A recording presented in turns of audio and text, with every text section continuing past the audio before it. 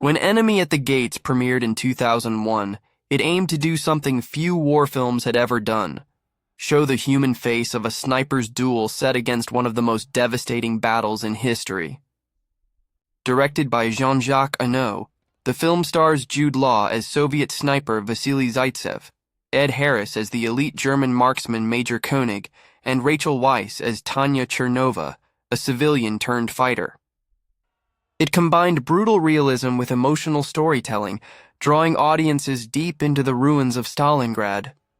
But behind this intense and haunting movie lies a collection of strange and surprising facts that most fans have never heard. Here are 15 of the weirdest truths, myths, and behind-the-scenes stories that shaped Enemy at the Gates. The real duel may never have happened. The film's dramatic foundation, the legendary duel between Vasily Zaitsev and Major König, might be nothing more than wartime legend. While Zaitsev was indeed a celebrated sniper, German records contain no mention of König. Some historians believe the story was invented by Soviet propaganda to boost morale during the siege of Stalingrad. Others suggest it was inspired by smaller real-life sniper encounters that were combined into one mythic tale. The Battle of Stalingrad was rebuilt from nothing. The movie wasn't filmed in Russia at all. Instead, the crew built a massive replica of Stalingrad in a deserted area outside Berlin. It became one of the largest sets ever created for a war film, covering almost half a square mile. Entire streets were filled with rubble, collapsed buildings, and burned-out factories. The attention to detail was staggering, from shattered brick walls to bullet holes hand-painted on wooden doors. Over 300 tons of rubble were used. The production team wanted the devastation to look completely real, so they hauled in over 300 tons of concrete and stone. Artists blackened the rubble with soot, sprayed artificial dust, and even burned old metal to make the wreckage look freshly bombed. The set became so realistic that some visiting veterans reportedly felt uncomfortable walking through it. Jude Law trained like a real sniper. To prepare for his role, Jude Law trained with actual marksmen and learned sniper breathing and movement techniques. He studied how to shoot without flinching, how to remain perfectly still for long periods, and how to aim while controlling his heartbeat. By the end of training, he became so comfortable with the Soviet Mosin-Nagant rifle that he could reload it, blindfolded. The love scene nearly didn't make the cut. One of the most discussed moments in the film is the love scene between Vasily and Tanya in the soldiers' sleeping quarters. It's quiet, desperate, and wordless. Two people trying to hold on to humanity in the middle of hell. Some studio executives wanted it removed, calling it too intimate for a war film.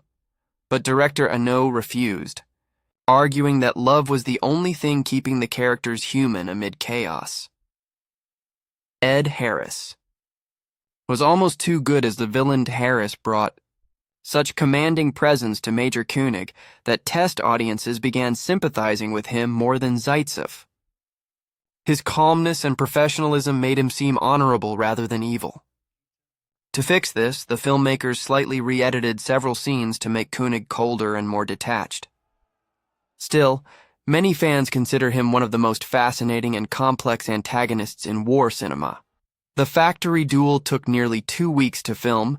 The intense sniper duel between Zaitsev and König, set among the twisted metal and shadows of a bombed-out factory, was one of the hardest scenes to shoot. It took 12 straight days to capture, with every movement carefully choreographed to maintain realism.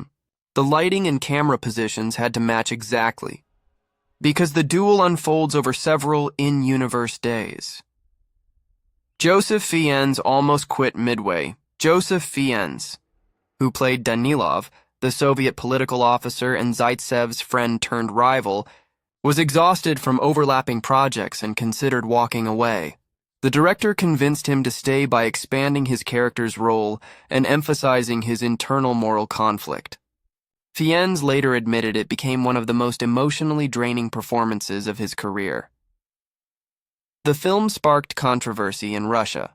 Although it tells part of a Soviet hero's story, Enemy at the Gates faced backlash in Russia for its grim portrayal of Soviet officers and the suggestion that soldiers were forced into suicidal charges. Many critics accused it of distorting history and dishonoring the Red Army.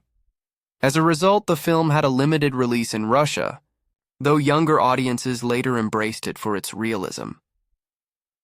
Zaitsev's actual rifle still survives, ETA. Real Vasily Zaitsev's sniper rifle, a Mosin Nagant with a PU scope, is preserved in the Volgograd State Panoramic Museum in modern-day Stalingrad.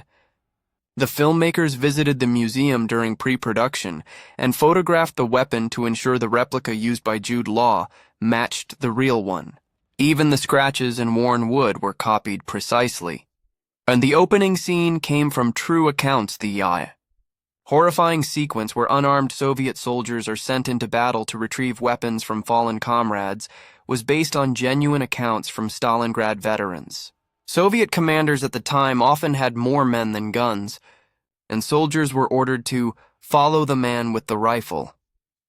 The director wanted this moment to remind audiences of the unimaginable desperation that defined the Eastern Front. James Horner's score.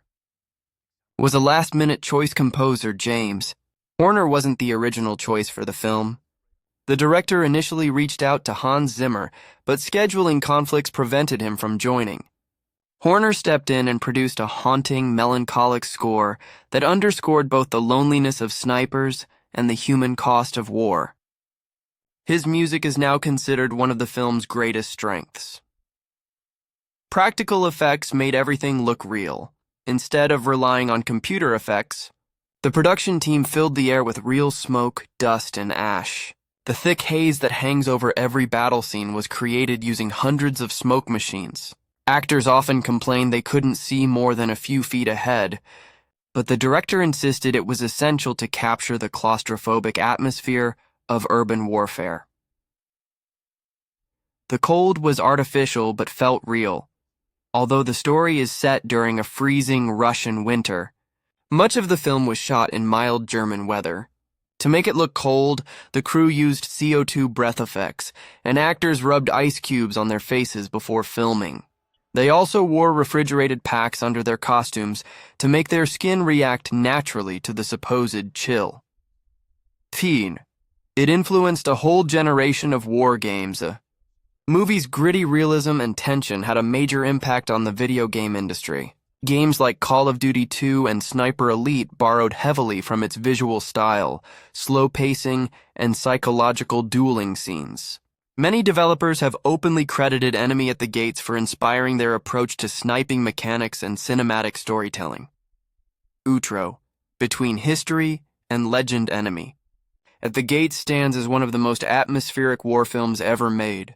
Not just for its battles, but for its portrayal of fear, pride, and survival. It blurs the line between truth and myth, reminding viewers that even if the duel never truly happened, the pain and courage it represents were very real. Every shot in the film carries the weight of history. Every silence echoes with dread, and every breath between trigger pulls captures the fragile humanity that survives even in war's darkest corners.